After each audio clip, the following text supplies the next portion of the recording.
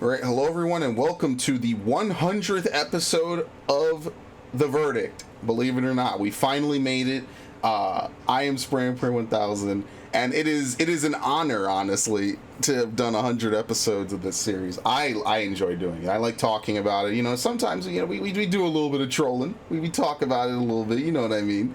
And I do love doing The Verdict. It's one of my favorite parts of the channel is when you either get off of a good game, you get to talk about said good game a whole bunch and just sort of, just shoot the shit. You could talk about what you enjoyed about it, or, conversely, you could talk about what you hated about it, how much you absolutely despised it. Well, luckily, today's game falls into the former category. We are going to be talking about Nier Replicant's remaster. I do not know the numbers in the title off the top of my head. I'm sorry. Oh, actually, I do. The game we are talking about today is Nier Replicant version 1.22474487139.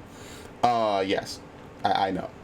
But this is the remaster of Nier Gestalt, and well, there actually was Nier Replicant before it came out only in Japan, but in America we originally got this game under the name Nier, which was also just I kicked my thing, which was also Nier Gestalt, which was the subtitle, but we didn't know that in America because we only got one version of it. This game actually had two different versions in Japan, one where you play as the father of one of the main characters, but in this version you play as the brother. It's basically a role switch. You either play as the father or the brother, and I actually think that thematically, right off the bat, to talk about the story of this game, it really strikes home a lot more to play as the brother. This game is a prequel to Nier Automata. There's some things that you might recognize here and there, especially towards the end of the game, where you will sort of see, a lot of familiar things from the game. Now, while I didn't do a verdict on Nier Automata, I just would want to say that having played it earlier this year, Nier Automata, in my opinion, is one of my favorite games that I have played in a long, long time. And honestly, I would have loved to have played it back in 2017. In my opinion, it would have been one of the highest games I played in 2017 because it was a very, very enjoyable game. For reference, because I think I messed up my chart over here. For reference, in 2017 I played Assassin's Creed Origins and Breath of the Wild, which were two of my highest rated games of that year. I feel like Automata would probably have tied with Origins, which I gave a 95. I thought that was a very, very fresh take on a series of games, and I would have thoroughly enjoyed playing it a ton. That said, Replicant keeps that going by having a very, very interesting and deep story, having more or less the same fun gameplay, and my god, the presentation of this game is amazing. It's phenomenal. The whole playthrough, I could not stop saying, the voice acting for this game is stupendous. There's a lot of big people in the English dub that you might recognize from other games and other media. The game's story, they all convincingly sell you the characters and everything, and that's one thing I think that really deserves credit, right? You can only talk about graphics so much, but how much do the characters in the story really come across as like genuine characters that you can believe, would act a certain way and be a certain way? And what I got out of Nier Replicant, what I expected going into it, was just kind of, more like Automata, just kind of watered down because it was a prequel. It's the game they made first. It doesn't, it kind of would probably be worse than Automata. Remembering, of course, that, Automata being fresh in my mind is like one of the top games I played in like the last decade. And instead, what I got out of Replicant was basically something that rivals Automata. I thought that Replicant, in a lot of ways, there's certain aspects that aren't as good as Automata, obviously, but there's certain aspects of it that are really well done and well crafted. And in my mind, I just can't help but think this is almost as good, if not better, in a lot of ways than Automata. So, essentially, the story of Nier Replicant is that you play as Nier. It's a nameable main character, but his actual intended name is Nier. And Nier is trying to take care of his sister. He runs around the world trying to cure her of this illness that she has contracted. And basically things go from bad to worse. Without spoiling too much, along the way you meet some very helpful party members between Kaine and Emil, and their job is to lightly assist you in combat. This is not like a full-on RPG like, say, Kingdom Hearts or Final Fantasy, where you need to micromanage them. For the most part, they just take care of themselves. If they get down during combat, they auto-revive. Your main goal is to take care of yourself. And you meet a bunch of characters who either are there to help you or hinder you. And unfortunately, Nier Replicant is one of those games where I can't really talk too much about the story, because I really feel it's something that you should experience for yourself.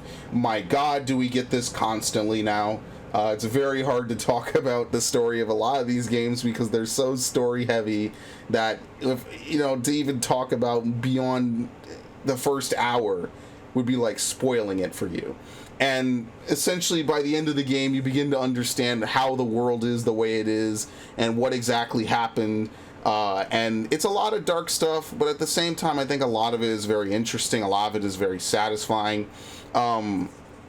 Nier tells very, very self-contained stories, and I like that, because even if you don't want to try to relate the games to each other, they definitely have a lot going for them and a lot of interesting qualities. And Nier Replicant's story from start to finish was very enjoyable. I mean, I would say the same thing about Automata. Now, similarly to its sequel, Replicant features 5 different endings. Now, some of them you can only get on your first playthrough. Some of them you get on subsequent playthroughs by meeting various criteria. And then there's a final, like, conclusion ending that I definitely suggest you check out and you pick up. And I think that this type of replayability and gameplay basically means that you have to play the game 3 times. It's a tall order, maybe, and I think that's probably the game's biggest negative, is that there isn't really too much of a difference those 3 times you play. Like, there's more cutscenes and more things. The second playthrough gives you more clarity on things, and it adds extra details and insight that you didn't get the first time around. The third playthrough just simply adds some extra cutscenes, which, you know, it's not the best. It could have definitely been done better. And then the final ending requires that you play through like a good 2 or so hours of stuff. But that said, when it's new and it's fresh, this game is popping, and that's what I really like about Nier Replicant perhaps the most, is that Nier Replicant, when it's doing something new and different, is going ham. When they make you replay stuff, it's a little weaker, definitely. I could really see how someone would feel that way. So that would be my one major complaint about Nier Replicant, is that unfortunately it definitely could have had some extra stuff. I don't really know, maybe just some more stuff, just to kind of, you know, keep it varied when you're replaying some of the older areas. But other than that, the combat of this game, very fast-paced, action-oriented. You can initially only pick between using swords, but later on in the game you get to use two-handed swords and spears. Two-handed swords and spears have their own move sets and own combos that you can do. You get magic that you're able to use. You could shoot orbs at enemies. You could suck in their magic to shoot laser beams at it. You know, you could summon a phantasm of yourself to slice at enemies. You could punch enemies to interrupt them or knock them into the air. You know, there's a lot of different spells that you could use that can turn the tide of battle, and it all really kind of flows decently with each other, you know, even without going super in-depth into the combat system. It's not too hard to flow your moves together in such a way that, like, you're able to really kind of get enemies crowd controlled and deal some good damage to them and make sure that you're on top of the game. And that's probably, again, it's never a negative in a game system, right? Like, you want to make sure that you're always making a good play. You can always position yourself in such a nice way that you're able to dominate enemies and avoid damage. Now, there are other things that you can do. Like, you could dodge roll, you can block, but I found that unless you have no other option, blocking is kind of pointless. The dodge in this game is pretty strong.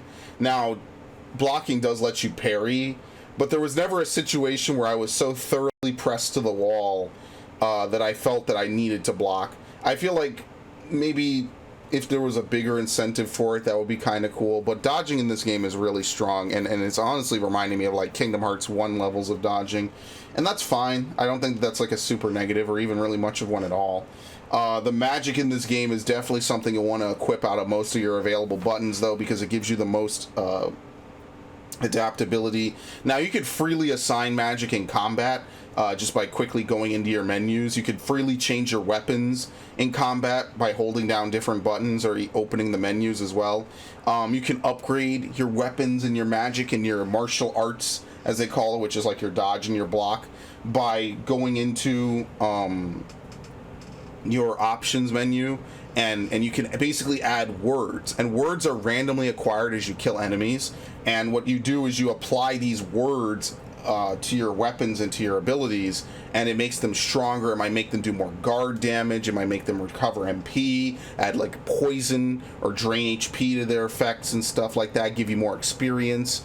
And that's all well and good. I think that that's really a fun part of this game, is that you can customize how you want to use your words. And again, it's not like super in-depth customization.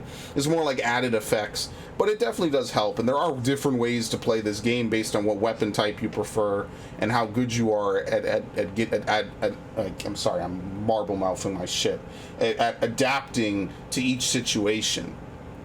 Now, being a very story-heavy game, Nier will allow you to do different side quests and everything like that. In my playthrough, I did a good amount of side quests. I did a couple of things here and there. Definitely probably one of the weaker aspects of the game. You don't really get a ton of story from doing them. A lot of them really boil down to simple things, but they're there if you want to do it. Again, remembering that this is based off of a 2010 game, right? When something like this would have been considered revolutionary in 2010. Nowadays, it's kind of just, we take it for granted. It's not like super amazing. It's not like something to die for. But I really think, and this is the one thing that really stuck with me after playing this game and finishing it and digesting it for a few days, this game aged really well. And it could just be, the updated graphics are contributing to that. The whole sentiment around Nier being different after Automata. But really, though, this game feels like it aged really well. And I'm really glad that they have made a game that feels like it's so fresh. It's so unique. It's so well done. And I absolutely adore it. So credit to Square Enix and the Nier team, because they made, in my opinion, what's one of the most memorable games I've ever played, in the last, I don't even know how long. Same thing with Automata. So credit to them. I absolutely adore this game. This game is fucking amazing. I love it. So what would I give Nier Replicant? Great music, first of all. Nier slams it home every goddamn time with that music. Good graphics, fun, fast-paced gameplay, and a very in-depth and well-done story with good characters and well-acted characters. Nier Replicant gets a 94 out of it for me. Again, the repetition is probably the biggest negative I could say about this game. A couple other small things maybe here or there. There's a lot of throwbacks to other styles of games in this game. Man, y'all knew what you were doing, and I love it. And I love this game, and I can't wait to see what else they do. This game is a high recommendation from me, and I could not almost even think of a better game to put as the 100th verdict. So thank you. I hope you guys have a good day. I hope you pick up and play this game, and I will see you next time on The Verdict. I love it. Play the game.